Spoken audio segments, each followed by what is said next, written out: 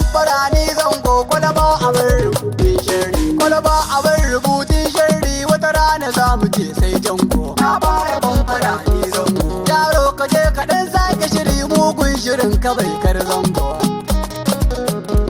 Na sha rubutu na ɗaula ya ne tambaya a kundin gogo. Na fara bambara ni zango. Yaro da tambaya yayi bijimi na zam uban maza ni jango.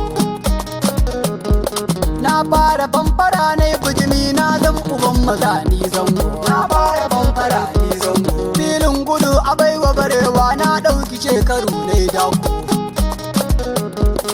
Aure yana da ciwon sara da kanin farin wata ni zango. Na fara bambara ni zango. Ni ne na bara ni ne na bana taron asambule sai boko.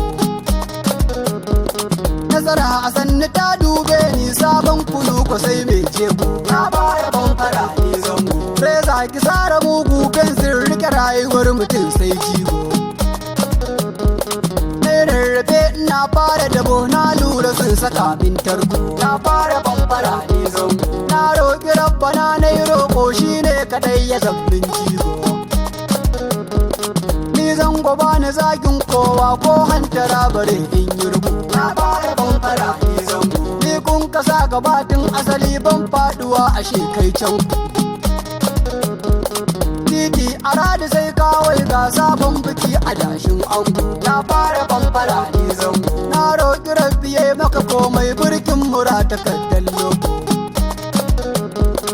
Allahu wallazi mai girma ya sa yana da begen taku. Na fara bambara ni zango. Sara yana ta danne cara cin rayuwar mutum sai mako.